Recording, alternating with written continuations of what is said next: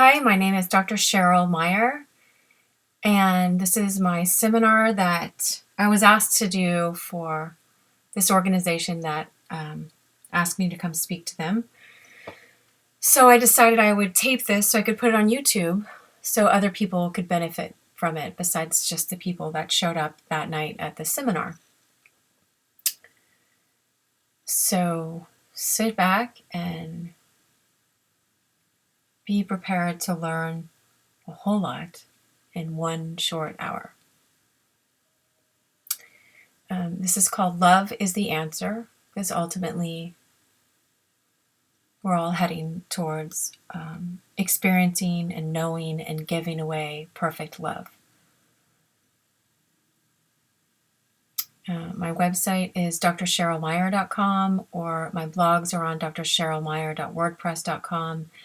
Twitter, I try to update every day with some kind of quote or thought or something that I'm working on to encourage everyone on this path of continuing psychological growth, soul growth, growth towards what it means to be known by love, and God is love, and to have more of this in your life, to give to others, and to experience, like I just said. Here we go. Knowledge of ourselves and a receptive heart. Knowledge of ourselves puts us on our knees and is very necessary for love. As St. Augustine says, fill yourselves first, and then only will you be able to give to others. This is a quote by Mother Teresa. So it's quite counterintuitive, it seems like, not to our culture. Our culture is often all about itself. This is not about being all about yourself, but this is about understanding how to treat ourselves with dignity and respect as a person that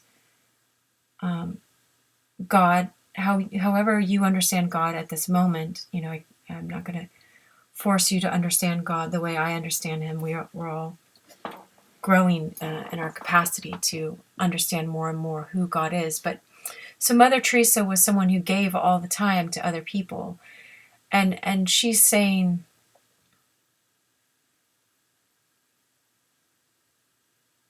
as I understand it, is as you know more of yourself, you see more, as you look into yourself sincerely, you see more of your weaknesses and your failings, and how you try to love and endeavor to love people, but there's this other part of you, your shadow self, or this leftover part of your childhood that's not healed yet, that's still wounded, and wounds other people in that woundedness, that you haven't yet brought love to those areas. So this true knowledge of yourself puts us on our knees, and frankly, it leaves us begging the Creator, love, God Himself, to fill us with true love and grace and understanding more of what real love is in accordance with the highest truth of what that is. And in my understanding and my own faith experience, that's the only thing I can speak from. And again, I'm not trying to convert anyone to this, but I see Christ as someone who showed love in every aspect of His being, unto His death, unto resurrection, so unto his life, how He interacted with people. If you look just to how He interacted with people, and how He Himself prayed, if Christ Himself needed prayer, then it's important for us to ask God, ask the Creator of love to fill us with love. And then genuinely we can give to other people, because we're not loving people out of a sense of manipulating them or trying to get something from them. I just love this quote.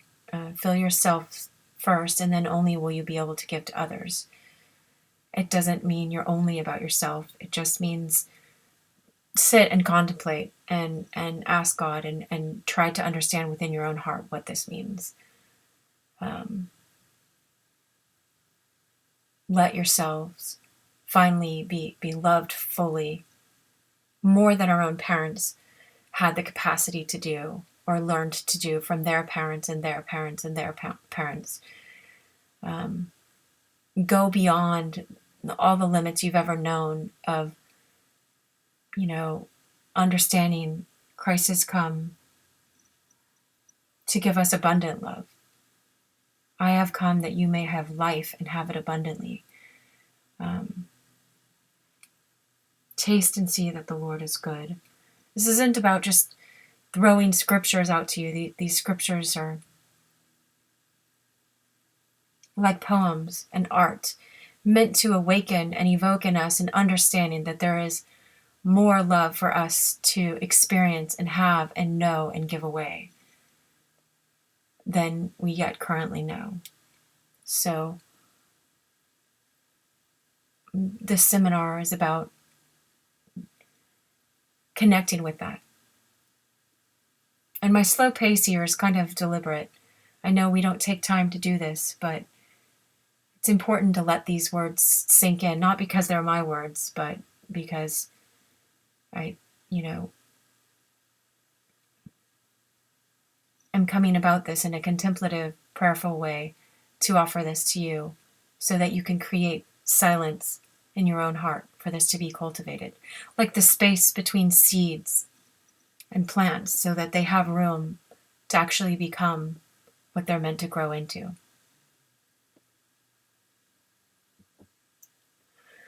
This painting is by Charlie Mackesy. He's an artist from London that is a friend of mine at one point. I mean, we're still friends and stuff, but this is his prodigal son, how the father... Oh, this is the prodigal's daughter. He had the prodigal's son first, but this is a father running to his daughter. He changed the gender in the story, and just, it's really beautiful. But let me read the words by John O'Donohue that I found.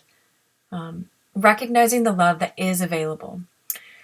John O'Donohue, this Irish priest and poet, said, "Sometimes it is easy to be generous outward, to give, and yet remain ungenerous to yourself. You lose the balance of your soul if you do not learn to take care of yourself. You need to be generous to yourself in order to receive the love that surrounds you. It's at the edge of your soul, but you have been blind to its presence. Through some hurt, a door has slammed shut within the heart, and you're powerless to unlock it and receive the love. We must remain attentive in order to be able to receive. When a great moment knocks on the door of your life, it's often no louder than the beating of your heart, and it's very easy to miss it." John O'Donohue. I think all of this was from his book Anam Cara, which means soul friend. And it's still this idea that if God is love, as St. John says in 1 John 4:7 and 8, that God is love, and he that loves knows God and is known by God. Loveth not. If you loveth not, you know not God, for God is love. He that loves knows God. And so when you're experiencing real love, or even sometimes when you experience that grace or the majesty or the beauty and awe in a sunset or a waterfall or something majestic like that,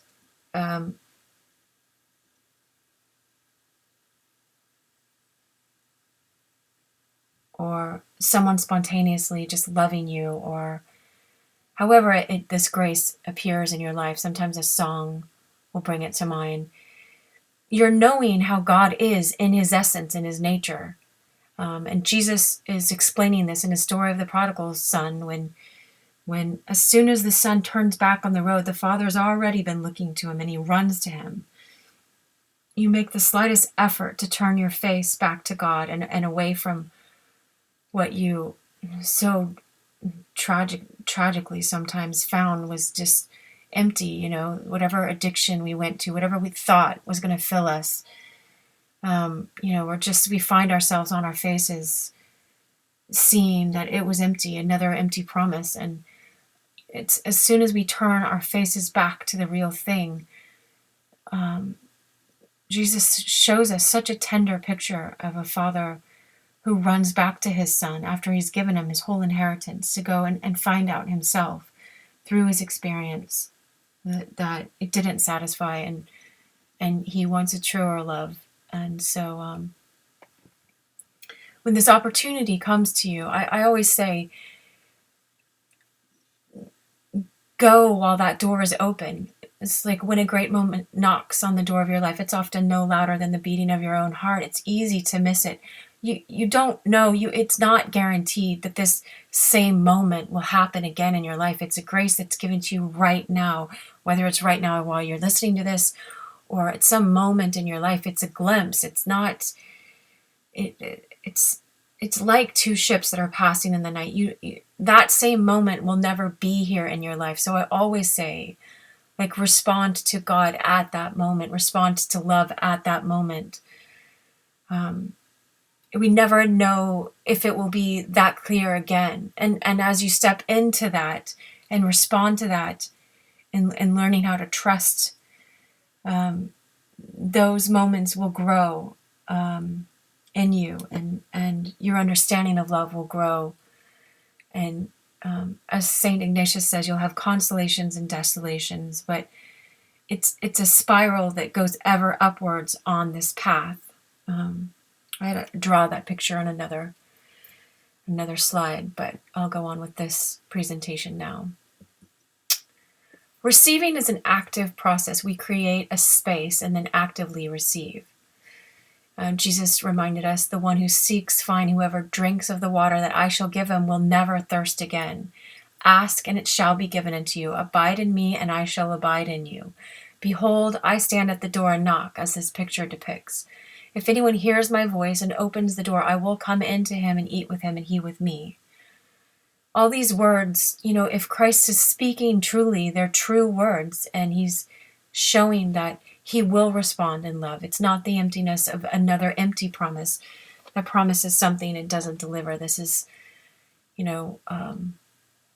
always ask for the highest love beyond your own sphere of what you've experienced. Ask him to give you the grace to expand your heart, that you can experience something more than what our own parents have shown us in their brokenness, like I sort of mentioned before. Because it said, Jesus did remind us, the one who seeks will find. And it's a Greek verb. It's like perpetually seeking. You will be perpetually finding more and more. Keep asking, and it shall be given to you. God respects our free will, so he waits for us to ask for these things, because he's not going to just pour them on us if it's going to freak us out, or we're going to be scared, or we don't want it, or we're saying you're invading our lives. But ask, and he's sure to answer you. So I have these heart drawings. If your parents were perfect and you were perfectly able to receive love, then you'd have a full heart of love. The second heart is the love you feel like you received in childhood. And then so we replicate that by the love we now give ourselves. We are in a relationship with ourselves, whether we realize it or not. We are relating to ourselves all the time. We can be cruel to ourselves, cut ourselves off from love, tell ourselves, just hold on, I'll try to get it from you, from someone else. I'll try to please them. I'll try to see if you're worthy of this. Oh, you did good yesterday, or you got all your check boxes, so I'll be generous with love today, and you didn't do that today, so I'm not going to be generous with you. I'm going to withhold this. So there's different ways we can be capricious and conditional instead of getting to know what unconditional love is, and understanding that God has provided a way for us to be forgiven for the brokenness in us, and the way that we are broken in our behavior towards ourselves and others. You can turn your face to him like you would turn your face to the sun, and receive the light and that, and the heat and the grace, and understand that God is always, always, always wanting to convey and pour out his love towards us. And We'll learn more about that as we progress in this seminar, if you want to call it that. I pray right now for you to receive this grace.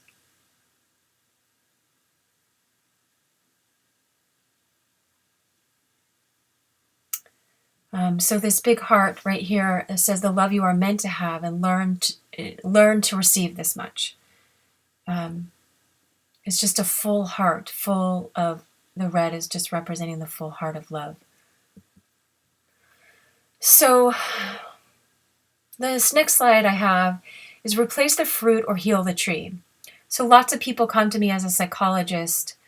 I forgot to say, I'm a psychologist, clinical psychologist, licensed psychologist. I work with all sorts of different people with all kinds of problems. If this is just meant to be a teaching seminar, if you need help from a psychologist, find one in your local area. I just want to provide the teaching that I can out there. So you learn whatever you can from this teaching. Anyway, so lots of people come to me in my office and they say, either literally or metaphorically, this fruit on this tree of myself or my child or my spouse has become rotten. I don't like it. Help me take it off and let's put some good fruit on it. They don't realize that, our roots go down into the ground, and it takes cultivating and really, we can receive this act of grace, but it's not just, hey, God, with your grace, just take this rotten fruit off. Take these roses, paint them red. I want them to be red. They're dark and blackening or whatever is wrong with them right now.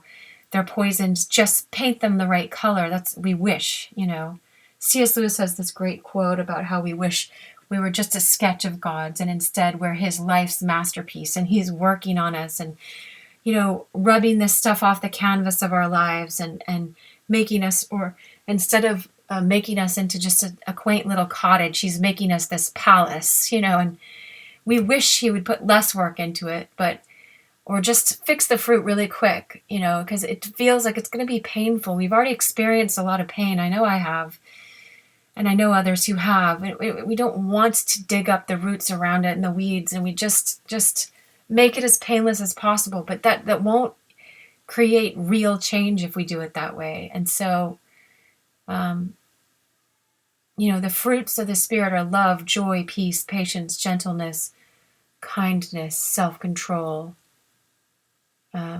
Temperance is the self-control. It is love, joy, peace, patience, goodness, kindness, temperance, is self-control.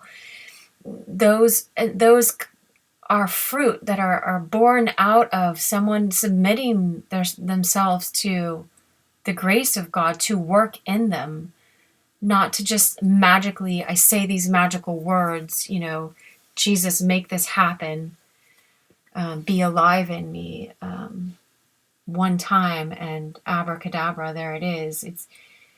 It's a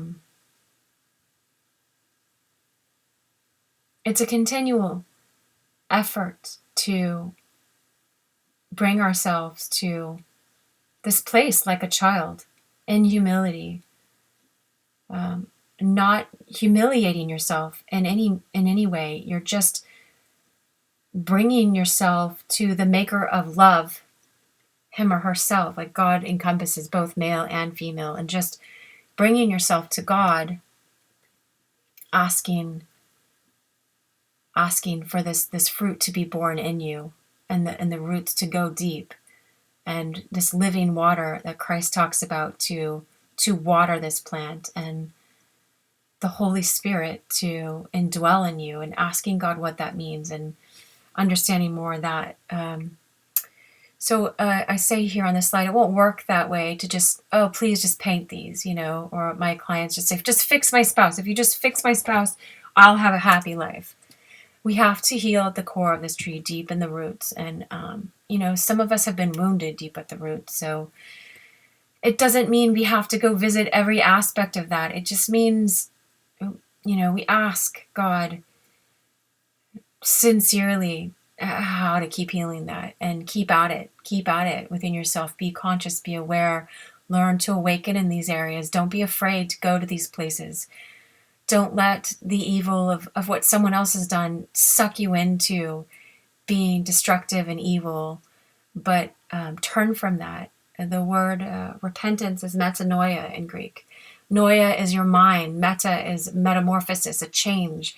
Let your mind and your heart be renewed in a change of understanding, not the old destructive way, but renewed day by day, letting the mind of Christ, this mind of love, this mind of compassion, true compassion, not this critical judgment, harshness, but true compassion, lead you to the way of truth, the way of real love. Heal your understanding of that so that you do produce good fruit out of that. Removing the mask, identifying the plank. How can you say to your brother, my brother, let me cast this chip out from your own eye, when behold, the plank that is in your own eye is not visible to you? Hypocrite, first cast out the plank from your own eye, and then sight will be given to you to pull out the chip from your brother's eye.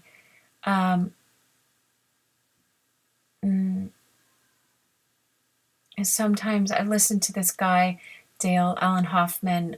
Some of it's maybe too liberal for some people to go into, but he studies the Aramaic, and this word ape is translated as hypocrite. Its more accurate meaning is a veil, sake, persona, mask. So he talks about how you stop living in your masked self. You put this. It's a lot easier for me to put on a mask and say, "Oh, I am this great person." It's hard for us sometimes to look at the shadow self, because there's this brokenness and unloved part of us that we want to cut off from ourselves. And it's just, some of it's destructive too. It became destructive. If you think of someone who was abused or beaten, and how they have this rage inside, and they want to beat back and hurt, and there's just a lot of grossness and dirt and just stuff that needs to be cleaned out. But we're not going to hold that against some 13-year-old child, that they have all this. You want to come alongside of them and help them clean this out. But what happens is we develop this mask because we think always that people are going to reject us and not love us. And so we develop this masked self, like the Pharisees, who would, I'm so glad I'm not like this horrible person over there that does this and that, and all these obvious, quote, obvious sins that we see in other people. We're judging them because we're cut off from some broken part of ourselves. If we saw this plank in our own eyes, we would be so overwhelmed by the depth of love that we're begging God to give us, and the healing that we need, that what our brother or sister or person next to us is doing would just seem like so small compared to it. It's not to hate yourself or anything like that. It's just to understand, it's a lot easier for me to say something about, oh my gosh, look at my mother-in-law or my sister or someone like that, and see what they're doing, because it's harder to see that same fault in myself. But that's what I have the power to change, and power to see, and power to bring honestly to God, to begin to heal. And once I do that, then I have compassion where they're coming from, where my mom or my mother-in-law or, my sister or my friend or whatever, or my client or wherever, I have a lot of compassion for them because they're coming in their brokenness. But, not everyone's asking to be corrected. And so if you see how hard it is for you to bring those things honestly before God, then you have more compassion for the people around you that are maybe hurting you out of their brokenness, but you learn to set boundaries, but also to have compassion, not make excuses, as you don't make excuses for your own self, and ask God to keep healing these and bringing these to your mind in a loving way as you ask him to meter that out to you as in a tender way that he is, then you see more how to bring up what they're doing, how it's hurting you. But often it hurts us because it's like a megaphone cutting into some deep pain of our past. And we'll get to that, I'm sure, on other slides. We'll see. So here's identifying the plank, the pie chart. So I give this example of 5% here is, let's say one of our kids failed a math test. And this 35% is this love that we do feel and we know and we understand our real worth. And 60% is this past part of ourselves that hasn't measured up, and we feel dumb, or this feeling of inadequate, or we were called dumb by our parents, or this is our unconscious baggage. So this is like the plank that I'm talking about. And so the speck is, let's say our kid comes home and failed their math test. That's like 5% of the problem. And if we freak out because it evokes, it provokes, it wedges into this old wound we have of all of our own failings that we don't want to see, that we've cut off. That's like our shadow self. That's this part that we don't want to identify with at all. We just want to see ourselves in this masked ape, this masked self, veiled one. Then we get so mad at our spouse, for some event, something like, oh, you didn't take out the trash. How could you do this? You want trash to be in my life. You want me. You don't care about me. You never cared. It just puts us back in that same feeling state. Or the failed math test is like this feeling state of failing our parents one more time and them saying, you never could measure up. You didn't do this. And all this negative talk that they give us from their own broken and woundedness. They're talking to a mirror in themselves, but we absorb that as children as if it's truth. And so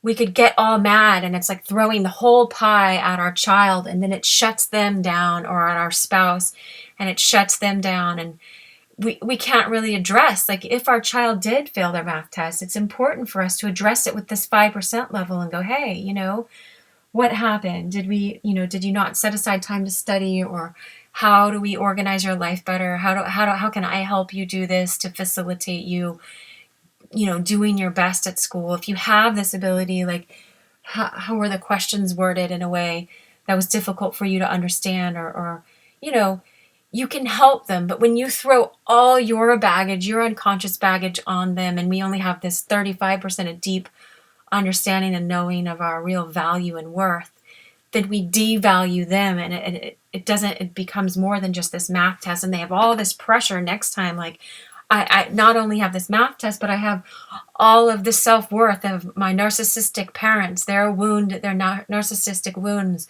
And I better pass this math test, and I better get 100%, or else, I'm disappointing the whole world. I was the firstborn daughter of an older brother, but, we can take on all this stuff ourselves. And anyway, so what we want to do is bring more conscious health into our lives, and bring knowing of our real worth and an understanding and healing into this place by letting go of these old messages. Let's see what the next slide is. As we move to get more and more of this conscious, this more conscious pie chart here is removing the plank. Jesus is giving us a deep secret and an insight here on how to have a successful and fruitful life. We could go to all these successful life seminars, or just, and some of those are really good, and they're touching on these deep truths, but Jesus is always giving us these deeper answers. We need to learn how to hear them, and apply them. Right now I'm trying to translate them so you understand that they're really meaningful. He said them 2,000 years ago, but he knew what he was talking about. He was wise. He was loving. He was, God incarnate, showing us the love of God. Like, however you understand that right now is between you and God, but mine is to convey, as I understand, that we can have a deeper understanding and knowing of our real worth, then we're not reacting unconsciously with the giant plank in our eye that we're not willing to look at, and see it as the speck of the failed math test, and learn to address it more from this conscious place of when you're mindful. And even just being aware of this, me conveying this truth that Christ conveys to us, is you understanding this. The rest of your life can change as you sit and meditate and contemplate this idea of not reacting to people out of your unconscious old wounds, but understanding that your parents were speaking out of that, and it's not true. It's not true of your real worth and your real value. I use the example with my clients of, if you were on a deserted island and a baby washed up ashore in a basket like Moses, and you saw that baby, you wouldn't be like, oh, I'm going to treat him or her, I'm going to treat this little boy, this baby out of, love and respect and dignity, because I think someday he's going to become a great person on this island and achieve great things, or she's going to be this great person that accomplishes all this stuff. No, you treat him or her out of respect and love and decency and integrity and kindness, and pouring love into this child because you wish that for this child. You wish him or her to be protected and loved and cherished and valued, and experience what that is.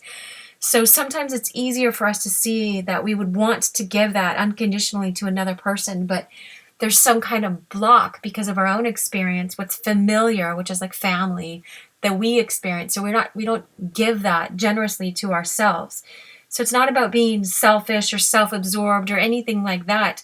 It's actually being more self-absorbed to block that love. Because if God is love, he wants you to have more of himself, of how he is and who he is.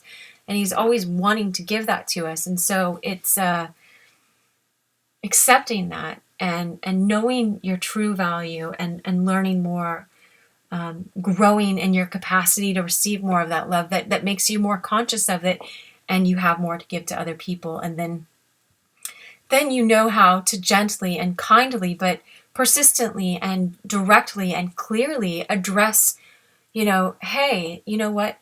You did say this is your job to take out the trash, and, it provokes all these wounds in me. Like, I just suddenly feel all of a sudden like I'm not cared for, or you don't. And I don't want to put that much emphasis in just the trash being taken out by you or not. So I'm working on that, and I'm just wanting to communicate, if it's safe to communicate to that person, like your spouse or whatever I'm talking about, like my husband, that like I want to learn more and more what it means to know how valuable I am, and not look for it in whether you take the trash out or not. But I'd really appreciate it if you do take that out. It shows to me that you care about, taking care of our house or whatever. It's just being more aware of these things. I know they seem small, but this is when you freak out. That's your indication. Like, thou dost protest too loudly. That's just what Shakespeare says somewhere. Forget which play that's in, but it can tell you. You don't have to be mad at yourself that you get so animated about it. Just stop and care. Show yourself compassion and tenderness to know that this is just revealing a deep plank, a deep wound in you that's asking for healing. Show some compassion. Journal every day for 10 minutes or something. This will get you more aware of it. So, because we go unconscious in the moment, we just freak out at the person, and we don't realize they're just bringing up an old wound in us that was deeply hurt in childhood when we didn't know how to protect ourselves well. So here's this man in the storm. I think this is an Arthur Rackham. I looked for, besides Charlie's beautiful paintings, I looked for paintings that were, and at one time I asked Charlie, I hope he's still okay with it, if I could use these for as illustrations. But these are old, free pictures that are online. So problems are opportunities for us to be less reactive. It's important to ask, what is happening here? What is this teaching me? And take a step back and go, wait, what is the bigger picture here? I'm in the middle of the storm. Jesus is the one that calmed the storm. And we have the storm of all our emotions, and he's sleeping and the disciples wake him up and like, we're going to die. We're going to die. It feels like that in the moment. It really does. So it's not making fun of yourself that it feels so chaotic, because it did when we were children, and we didn't have any control over one of our parents freaking out or yelling at us or hurting us or putting us down or shutting us off, or when we're crying out desperate for love and we get no answer. It's painful, painful, painful. And so it feels that chaotic sometimes. I think, though, the word in Chinese for crisis is the same word as opportunity. And this is not to be glib or cliche, but it's to go, this is a window. You get it in that moment to stop and choose to be mindful and go, this is an opportunity to bring healing to an old wound. Gosh, it makes me want to cry right now, but to be tender and kind to a part of ourselves that got shut off and blocked off, and love didn't get shown to us in that area. So Proverbs 4, it says, guard your heart above all else, for it is a wellspring of life. And this is a picture like a shield. In the New Testament, there's talking about the shield of faith and all those kinds of things. But if you think of also a circle around a heart and learning what it means to guard your heart. And I know some of us, we run to the extreme of wanting to guard our hearts where we're in like a man cave and a solid fortress where nothing can ever get to us. And I think in the temple inside of our heart where the Holy Spirit dwells, or where God dwells, it is like that. In Psalm 91, it says, he dwells in the secret place of the Most High, shall abide in the shadow of the Almighty. And it's like the shadow in the temple. There was the ark, and the angels have their wings up. And so it's like there's all these beautiful, beautiful pictures in if we know the depth of them. But you are hidden and protected by God, but we also interact with other people. And so what does it mean to guard your heart and yet also be open and available to intimate relationships, for intimate relationships, and for one with yourself and with God? If we shut it off and completely cut everyone out and cut everyone off, we block ourselves off from this love and tenderness of God that's so needful in our lives. But it's so counterintuitive. If we've been hurt, we want to just run from relationships because they all seem like they're going to hurt. But that's a lie. It's a lie. And I know Jesus will teach us too. He teaches us that Satan is the father of lies, and not to go so much into that, but there are lies out there that we must actively combat, or else we won't get this healing. We have to have courage. And our society doesn't teach that as much. It's important to read old fairy stories, and that's why I have pictures of old fairy stories of knights and fighting this and the swords and all of these things. We think, oh, we don't want violence in our life, but this is the kind of courage you need to face battles and face the dragons in your life and face the lions and overcome these lies that are so pervasive and deep within us. Ask God what this means for you, and in your lives. And I'm doing the best I can here to help equip you. So Proverbs 4:23, that's where it is. Above all else, guard your heart, for it is a wellspring of life. The New Living Translation says that it determines the course of your life. Keep your heart with all vigilance, watchfulness, vigilance, for from it flows the springs of life. For it is the source of life. For out of it are the issues of life. In the King James, the Aramaic and plain English, I think this version is keep your heart with all caution, because from it is the outgoing of life.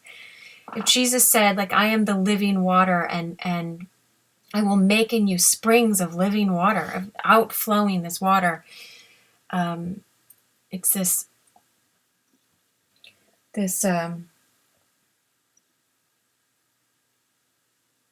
this life-giving water. I just think of love like flowing from God to us, out of us to other people, back to us, back to other people from God. I think of the cross, actually. The cross is the vertical line up and down from God to us to God, our relationship with God. And the horizontal line on the cross, thinking of it as just one version of understanding the symbol of the cross is our connectedness with other people around us. And we need to have both of those, the horizontal and the vertical, working. But again, just learning that you're meant to guard your heart. If other people did not guard your heart or protect you or treat you with dignity, respect, kindness, virtue, courage, not giving into the weaker parts of themselves and just, vomiting all of their brokenness and their pain and anger towards other people on you, they didn't guard you in this way. It is important. We are called by the wisdom in the Proverbs. It was written, 3,000, 4,000 years ago or more, that we're called to guard our hearts. This is something it's important to actively do and learn to do, grow in this ability, capacity. Here's an unguarded heart. So when a person's boundaries were overlooked, abused, or ignored as a child, then he begins to think that he is not allowed to have boundaries. We think we're not allowed to have boundaries because they didn't give us them. So who are you to think that you get to have boundaries? So that no matter what is boundaries, or that no matter what, your boundaries are always going to be ignored. So we leave ourselves unguarded because we just think, well, our boundaries didn't mean anything as a child, We have this longing again for love, and that didn't get met, or we asked for it and we're not listened to.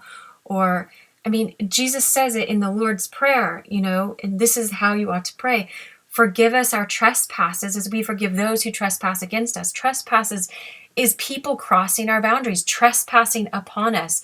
No trespassing. This area is not meant to be violated. And when people do that to us, we get all confused about what boundaries we're allowed to have, but it's because they weren't meant to trespass in that way. They're meant to teach us what it means to guard ourselves in a healthy way. And so as we ask God to help us forgive those who wrongfully did that, and to not just excuse it and say it's no big deal, because if we say it's no big deal, then it keeps being no big deal when we keep abusing ourselves and treat ourselves with unkindness. And so the excuses we give to others, we excuse ourselves because we're afraid to hold them accountable in our minds. And so holding them accountable is really asking God to help us go, here's their debts. This is the love that they owed us.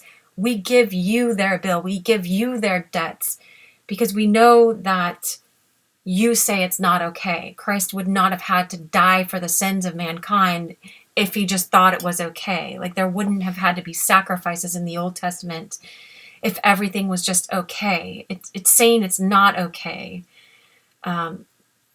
There's a tremendous amount of layers and layers of depth. It's very simple, but there's also layers of depth of this for you to keep growing in. It's like a, dare I say, like a pose in yoga. If we take something from that, I'm not saying that's for everybody, but it's like if you're stretching deeper in a pose, you're always growing in your understanding of it. I forgot what the Catholic faith calls it.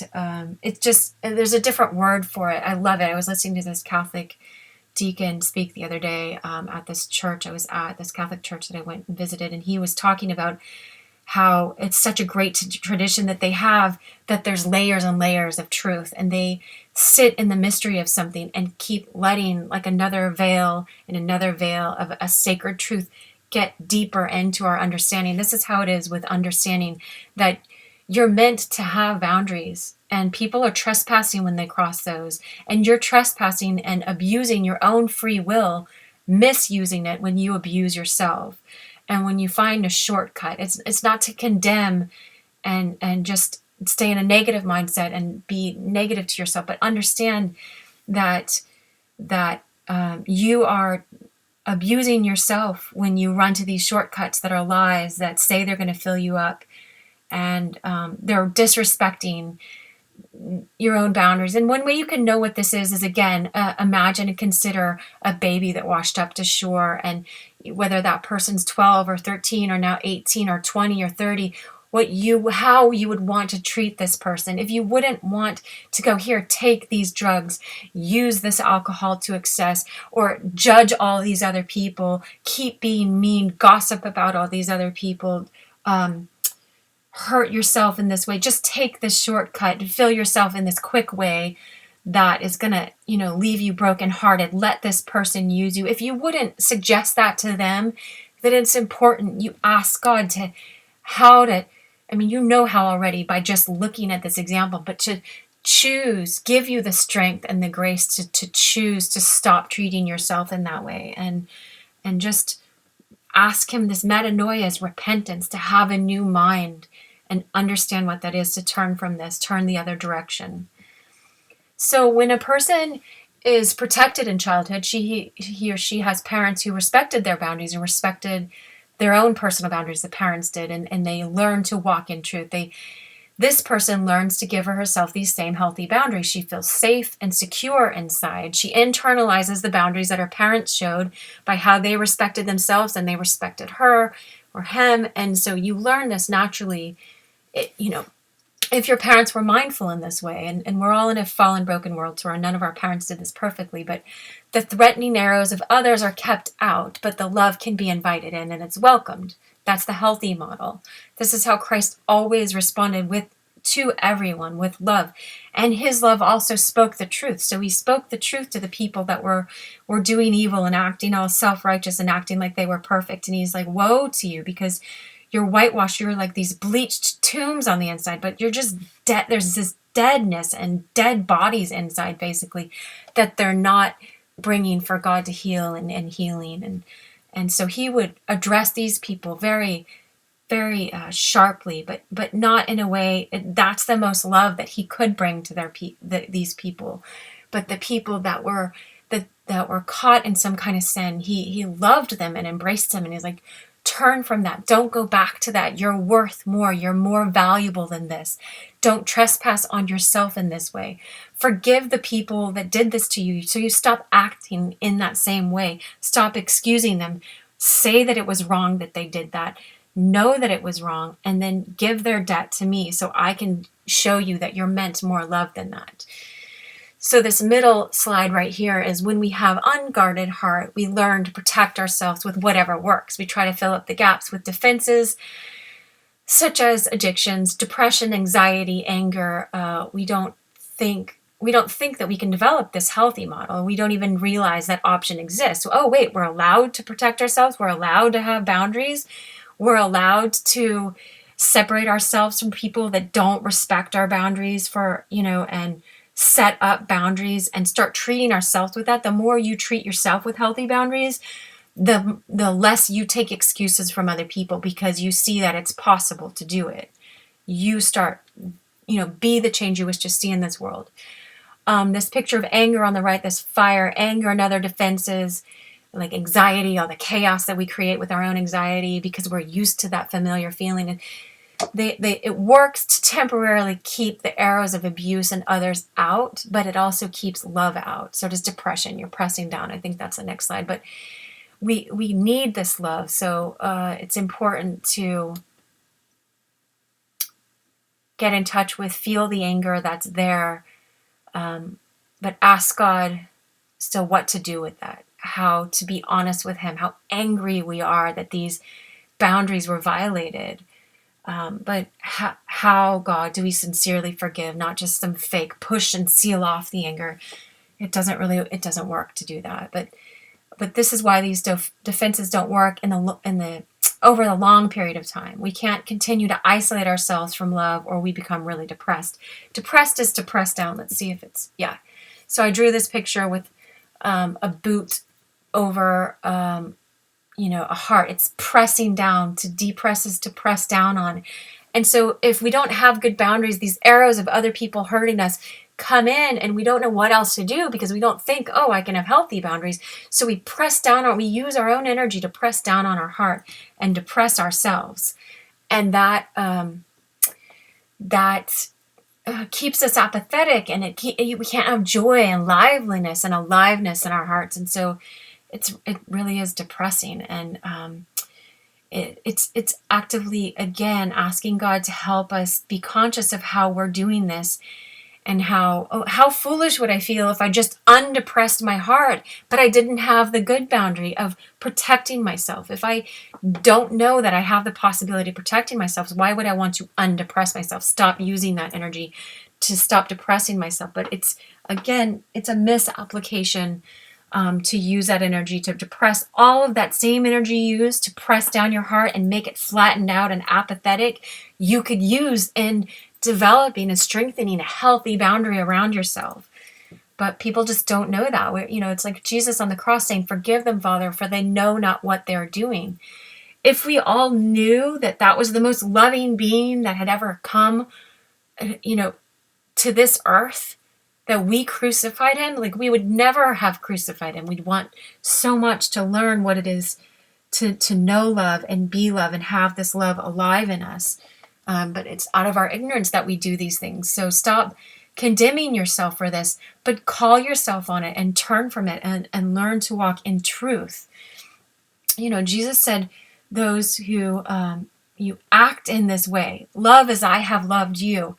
I forget the verse exactly before it, but it says, like, do these things and then you are my disciple. Not just say these words, but do these things and then you will know the truth and the truth will set you free. It's by acting according to what is true, not what you feel like, not what you experience from your parents, not what you experience from other broken and mean, hurtful, abusive, disconnected, cut off people, but act in love. Choose to be loving, even if it's unfamiliar, and then you will know the truth, and the truth will set you free because you'll experience what it is to know real love. So anxiety does the same thing. We worry and we create all this worry because we don't know that we're allowed to have healthy boundaries.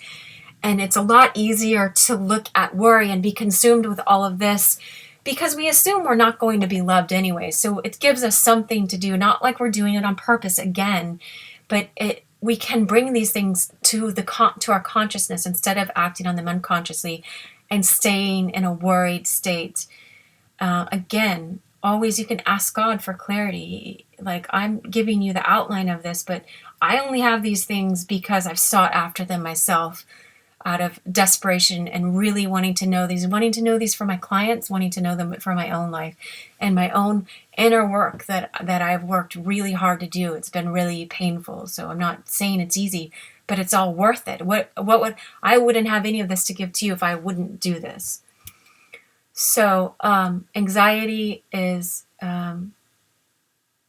we surround ourselves with this cloud of anxiety. It occupies this space.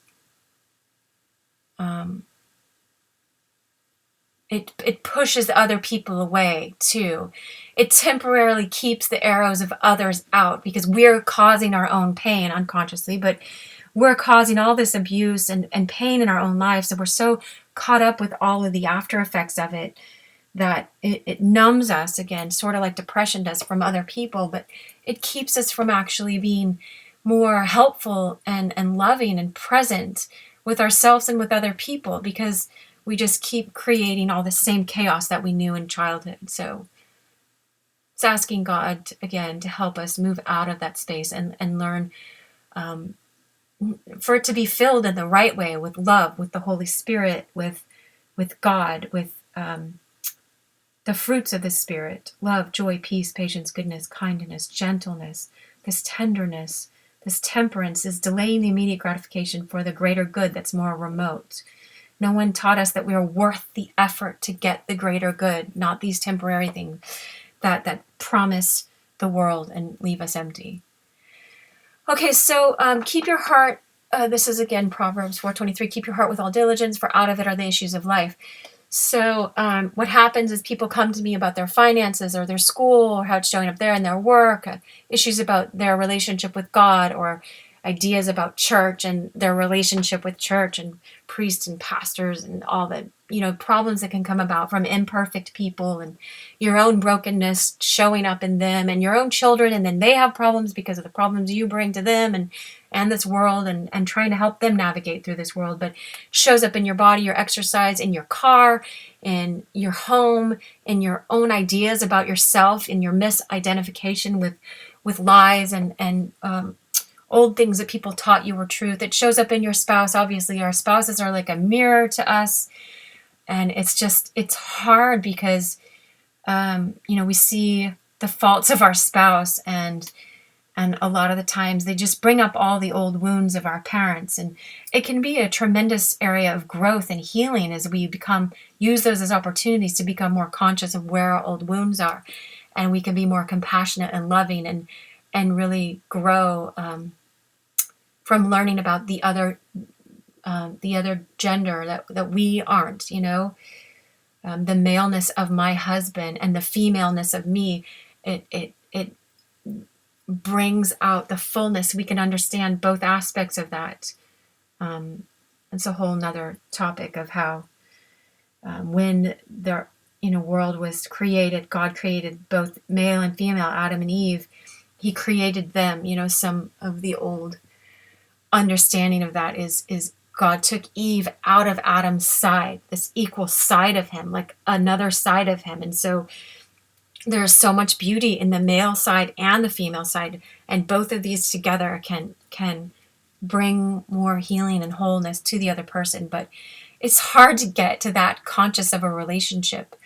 But anyway, as we learn to bring healing in this heart and let this heart be full of love and have a healthy boundary around it, it shows up in more healthy ways. And we learn how to interact better with the people around us in all these different areas of our lives.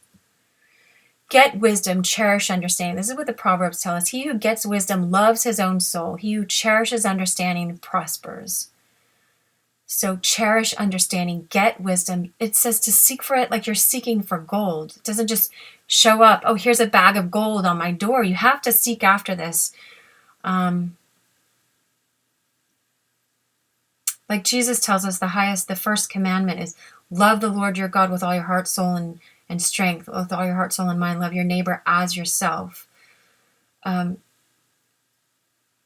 He's inviting us to love the creator of love, who is love, who's the embodiment of love. God's nature, our nature is broken, and we're made in the image of God, so we have this capacity to love, and there's all this stuff that we could get into, and I'm not going to get into all that, but God's being is to love. And so it's like to seek after the truth of what it means to truly love, to get wisdom and understanding what that means. To love God with all your heart, soul, and mind is to love the highest form of love that there is and learn from that source of all love who created us. I'm not trying at all to preach to you here. I'm saying there's so much healing we can come across that we don't even realize, even just by being silent and quieting your heart and asking God, what is love? Help me to experience love. Help me to know what this truth is, to choose these truths. Search for it. He who gets this wisdom loves your own soul. And we were taught in a lot of ways by broken people not how to love our own soul. But it's something that God gave us. That is, we're abusing it to not choose that. We're misusing our free will to act against our own soul.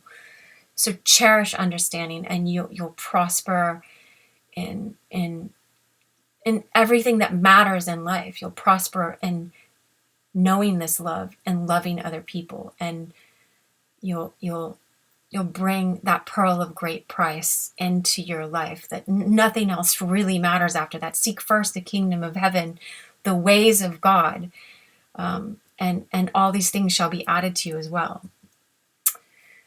Make a choice to be or not to be loved. Do I wish to have more love in my life? What's blocking me from this love? Our connection, relational skills were passed down to us by our parents or parent substitutes through their words and actions.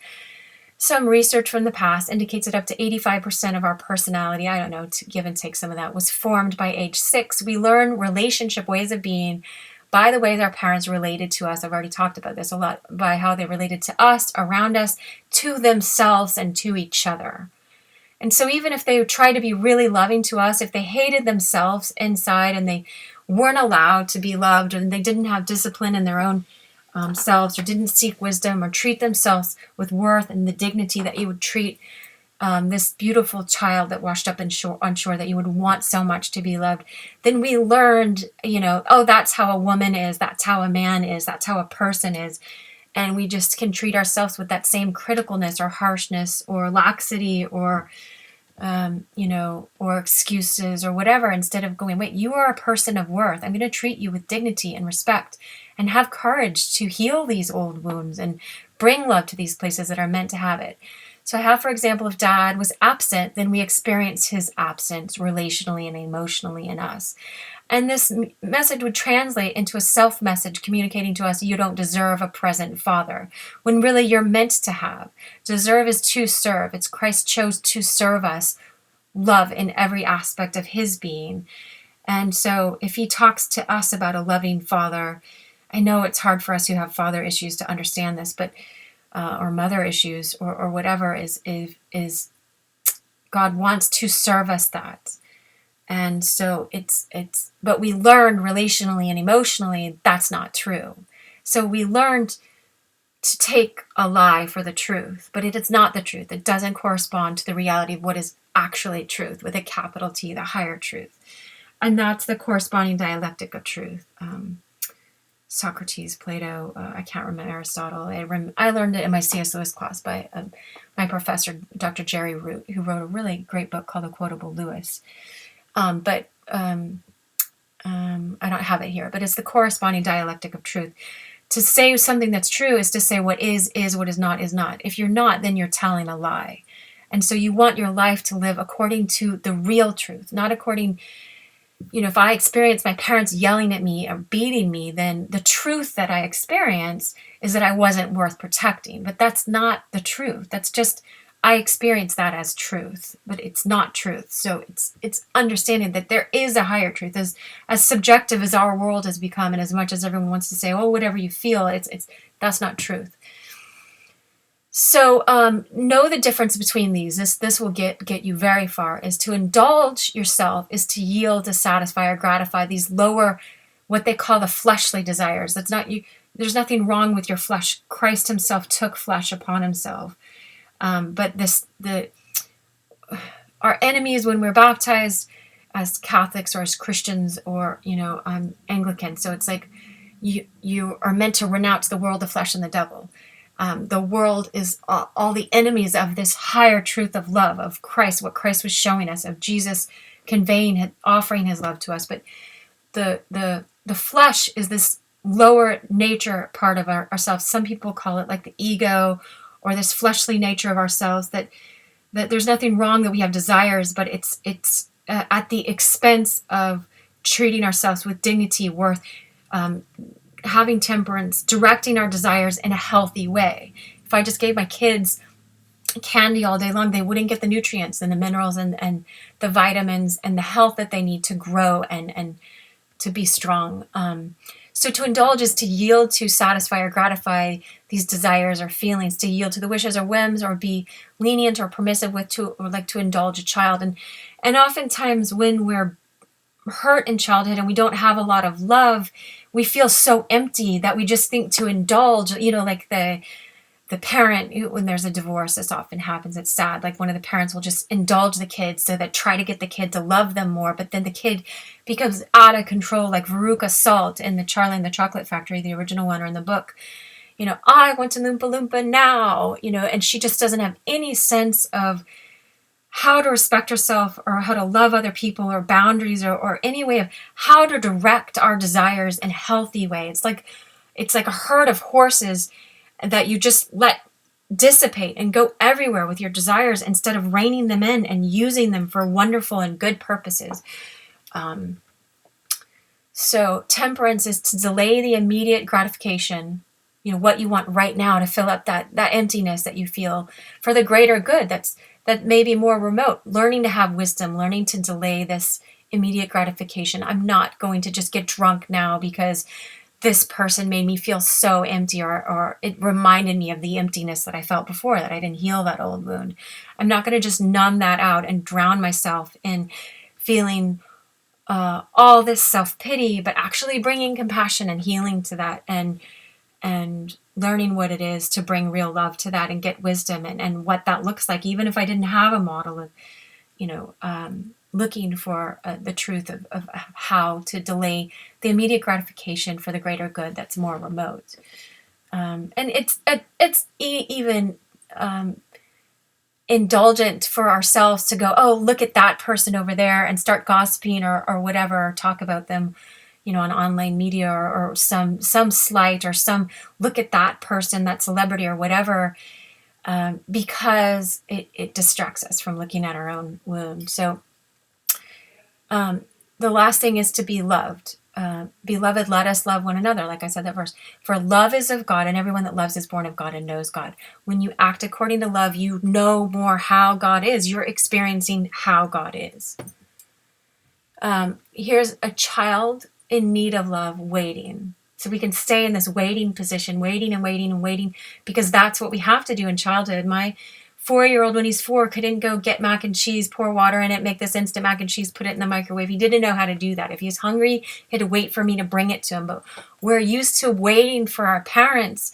Even I've had 70-year-old clients, and they're still waiting for their parents, even though their parents are long dead, to bring this love to them, to say, yes, here's a green light. You're allowed to have this love. Our parents are just broken people. They don't get the final word. You get to choose if you want to stay in this place that we learned to stay in childhood, where we had to keep waiting, or to, and send ourselves off like this woman on the right. Just say, oh, hold on just a second. I'll go get the love for you. And we go and we try to please people or beg for scraps from them or whatever. It's not about staying in a waiting position. It's about learning to turn around and see, here's the hidden ways we wait for love. Okay, I'll first go into that. We're running around trying to be perfect or successful to gain outward approval. We're waiting for someone else to tell us we're worthy, or make us worthy, or say you are worthy. And Christ is saying, before you were worthy, while you were yet sinners, I died for you because I wanted you to have love. I chose to love you. I chose to offer you a way to be reconciled to God, who is love, who can't stand imperfection, but loves you. And so he made a way to cleanse us from the imperfection, not hide it off and seal it off and have that ape, that fake masked self, and be fake before God, and fake Christian, or fake whatever, fake ego and all of that stuff, but be authentic. And he wants us to be loved now, and shows us you are worth loving right now. I've come to bring this to you.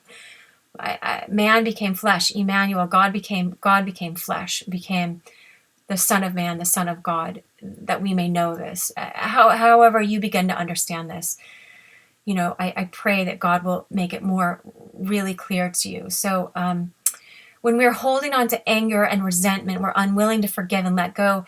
Resentment is resending. We keep resent this bill back and back to that person. Say, you owe me this, you owe me this, you owe me this. It's like we keep waiting for that person to get it. They might never get it. So we bring that resentment to God and say, God, I don't want to keep resending this bill. Take it from me so I can have this love already. We're waiting for someone else's apology, or waiting for vengeance on that person. And we think that will free us, but it won't. It's just asking God to, God, help me forgive them. Forgive is to give love beforehand, before they've figured this out. So I don't have to keep waiting for them. God has figured it out, and he said, I want you to be loved now. So stop waiting for this other person to get it. I'm going to wrap this up. When we're looking for people, just like our parents, investing inordinate amounts of time trying to fix them, thinking somehow once we fill up the holes in their souls, that they'll fill up our souls. They'll fill up the holes that are created by our parent. We're waiting for reciprocity. Lauryn Hill has some amazing songs, and her Miseducation of Lauryn Hill, that whole album is about, tell me, what does it take take to be, to gain some reciprocity. It's who do I have to be? That's what she's saying. I'm hearing the song in my head. Like, who do I have to be to gain some reciprocity, to get that love back? It's like you're constantly trying to jump through this other hoop for this person. And you know what? They just might not have the ability to give you that reciprocity, but God gives it to you first. He models to us how that he is the fullness of love and wants you to have that. And as you choose to be loving to yourself before you're perfect, before you have it right, choosing to be loving and kind and compassionate, bringing love to these areas, you're learning what it is to unconditionally be loving and offer love to yourself. And you're changing these old wounds and patterns your parents showed you, instead of waiting for everybody else to get it. They're just a broken person. You're a broken person. Start choosing. Take the plank out of your own eye. Be the change you wish to see in this world. Expectations and disappointments. Disappointed is defeated in expectation or hope. Obsolete, not adequately equipped. I sort of touched on that. Is a jelly bean is not adequately equipped to give me the fullness of a whole meal. If I look for a jelly bean, even one that tastes like chicken soup, if they have all those different flavors or whatever, it's not going to give me the satisfaction of a full meal. So if I keep asking a person that's broken, that doesn't want to take conscious awareness of his or own or their wounds or their woundedness or their brokenness, keep asking them to fill me up, I'm asking them to do something that they're not in the capacity to give me. So the definition not adequately equipped really gives us insight into what's going on. When we're disappointed, it's when someone or something doesn't measure up to what we were hoping for. It may be an indication that someone or something was not adequately equipped to meet my expectation. We're all, in a way, made in God's image, so it's like the promise of love. But the more you root down into the grace of God and spend time knowing God and in silence and in prayer, in contemplation, living a rule of life, not rules, but a discipline of life where you're constantly interacting in this way, you're bringing all the grace of God, going to a church, as difficult as that is, finding the most healthy church you can find and going and interacting and learning about God's word, saturating yourself into the real truth of, I know there's so much brokenness. There's more I could talk about this, but just understanding the real truth of what real love is, then you stop going to, a drug can't bring me this love. A jelly bean can't bring me the fullness of a meal. It's important to look at our expectations, move towards letting them go so we don't put our lives on hold, while still listening to what we learn about our desires. Your expectations will tell you where your woundedness is. So you can listen to what your desires are, but stop, going to a jelly bean, again, is my example of filling your whole expectation for what you wanted for dinner. Our expectations are always hence to what we truly desire. It's ironic then that it's only through letting go of these expectations from others that we ourselves give ourselves the opportunity to discover what we are desiring, how to adequately equip ourselves to take hold of them for ourselves. If I keep going, if as soon as my spouse brings me this, then I'm going to have it, then I keep putting the responsibility on him. He becomes like another disappointing parent that's not giving me this, instead of going, wait, how can I gain wisdom for how to stop being abusive and withholding of the love to myself? What does it mean to bring this, respond to myself in a loving way instead of a way of keep waiting and putting the responsibility out on other people? My relationship skills were initially taught to me by my parents. 3 things I appreciate about the relationship skills of this person. You can push pause here. I'm going to go on. But really look at what are 3 things that you appreciate about the skills of your parents, what they taught you about how to have relationships. 3 things I wish had been different in the way this person or these people related with me are. Write those down. Take the time to do this. And then watch what happens. Determining the roots of our relationship skills. Rate the following descriptive words from 1 to 5. 5 meaning this word really describes me at the time. 1 meaning this word doesn't really describe me right now. Or just write down the words that stand out to you in your life right now. So take the time to do this. because I'm going to show the antidote to all these things. Now, this is exercise 1, revealed. As an adult, I'm free to give myself, fill in with answers answers for number 1, the relationship message given to you by your parents. 3 ways I'm loving to myself and encourage myself towards love are, see if these match from back here. Ask yourself. My relationship skills, were initially taught to me by my parents or by whomever. Look right here on this slide, 3 ways I'm loving to myself. If they match how your parents were, 3 ways I oppose myself on my path towards loving relationships. See how closely they relate to what your parents equipped you with, how they taught you in their own weaknesses.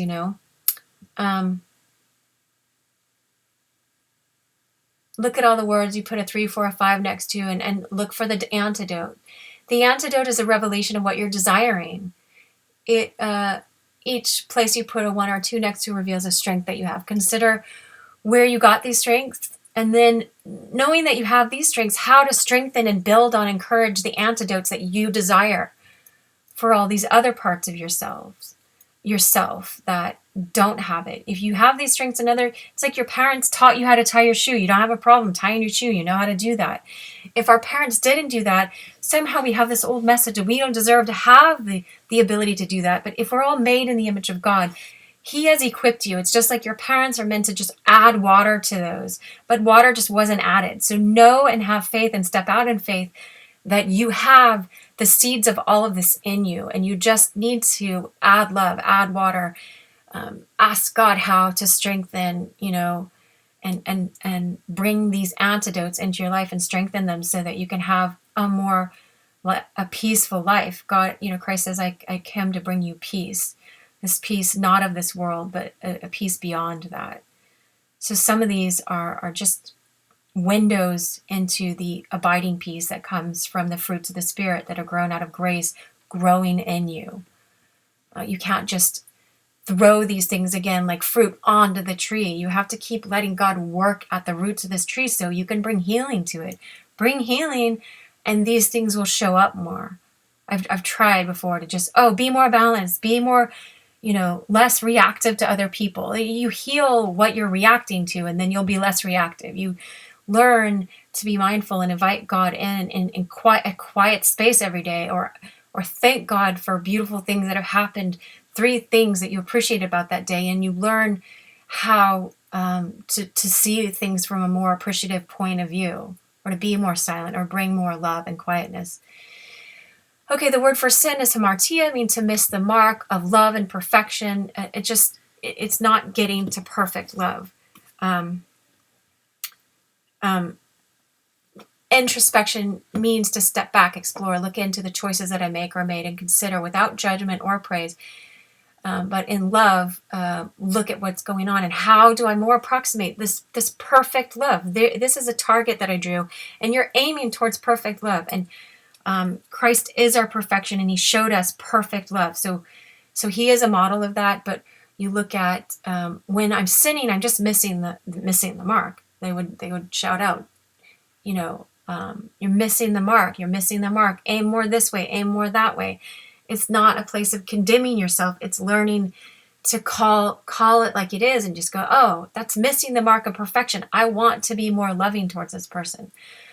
What action or choice, where did this action or choice come from? What pain in me? What hurt? Stop making excuses about it, but take responsibility, the ability to respond with kindness, with compassion, with truth, with wisdom, teaching yourself so that what was the more loving choice that I could have made? How do I bring healing to this? So I actually have that healing in my life. Did that choice reflect the highest order of priorities, real love, not my initial idea of love that I developed based on what will make me happy in this immediate moment, yelling at this person. Maybe they'll understand and get me and change and stop hurting me, instead of learning I'm allowed to have a boundary. And if you know that, you start having these boundaries within, then you don't have to yell at this person. And also, what was I really wanting from that other person I was relating to? How can I begin to provide that for myself, be a different way, instead of feeling like a victim and or empty if he or she doesn't provide this for me. Cancel my debts as I cancel the debt of others.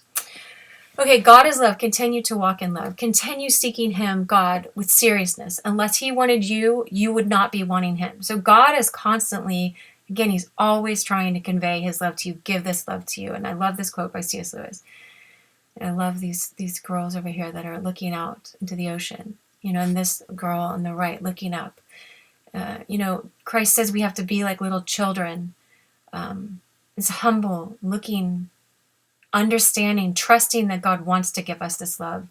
Not just trusting with blind faith, but knowing that Christ showed this to the very end, to his death and to the rising up and having victory over death and the resurrection. Like, this isn't just empty words. And I love it in C.S. Lewis is that if you have any problems with these, read the Narnia books, all of them. I read them over and over again. They have unabridged on Amazon. I think it's $50 for all 7 of them, unabridged.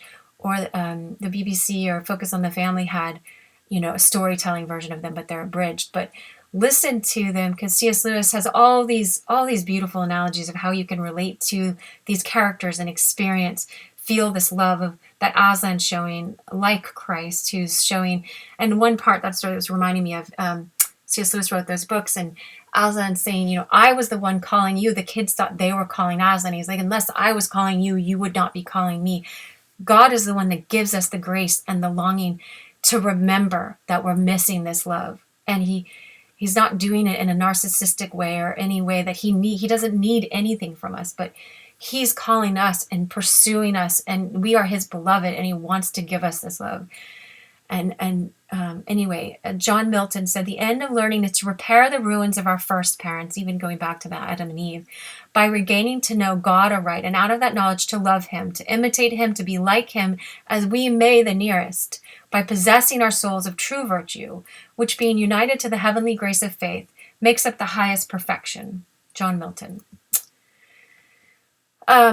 This is one of the last slides. Cultivate silence. But when you pray, enter into your closet and lock your door and pray to your Father who is in secret. There's something about learning how to cultivate silence. In the silence of your heart, God speaks. And God is in that still small voice. This is all over the Old Testament and the New. Christ shows it to us by how he withdraws and goes to pray. So you do that. Close the doors of your outer senses, your flesh, the world that goes against all this, and the devil, all his temptations for you to take the lesser things. You learn it's an active thing. I looked up the Hebrew word a few months ago of what it means to still your heart, to silence your heart. It's an active word. It's not a passive thing. You are actively silencing all these things around yourself to create like the cloud of unknowing. Or Saint Ignatius has lots of exercises that you can go look up. The Lectio Divina, contemplative prayer, the centering prayer, the spiritual exercises of Saint Ignatius. A lot of John O'Donohue's books talk about creating this silence. Henry Nouwen talks about this. St. Teresa of Avila talks about this. St. John of the Cross. There's plenty of free books that were written a long time ago, thousands of years, that have stood the test of time, that show you how to create this inner silence, that talk about it. And then this again is Charlie Maxey's beautiful painting. I love the quietness and the inspiration that these have brought me so much love in my life. Saint Teresa of Avila, her quote, and she knows this from her own life, is, let nothing disturb you, let nothing frighten you. You come to learn how to let this do that, not by just going, nothing's going to frighten me. All things are passing away, but God never changes. Patience obtains all things. Work at this, persevere, do not give up. You are worth bringing this love into your life. Whoever has God lacks no thing. You lack nothing. God alone suffices. And it's not just shoving God into your life or using God words or God this or God that. It's God who is the embodiment of love. Love, this true love suffices. It will fill all cracks and emptiness in you if you learn to imitate, walk in the way of love. Christ says, love as I have loved you. That is a tall order of love. If we loved ourselves the way Christ offers his love to us, none of us would be insecure or have, any more emptiness or loneliness or pain anymore, because we'd learn how to trust God, and we'd learn how to interact with other people in the most loving way, and we treat ourselves with respect and kindness. And anyway, learn these exercises. I encourage you to look them up, and I've talked about them in some of my blogs, and I write about them all the time on Twitter, and I have all sorts of free links for free PDFs of books that talk about this, and I want to make a video of how you can listen to these PDFs there's this one app that will just read them all out loud to you. It's like $9, so for an endless, it seems like, amount of old writings they're really good, that help you cultivate this and learn this, so you're not unequipped. Let's see if this is the end, then it'll be the end. I think there's one more slide. But if not, I wish you so much love. Thank you so much for listening to this. I really hope that it brings so much more love into your life. I honestly want love for you. Yeah, this is my last slide. It's like a picture of God. I think of his angels and the silent,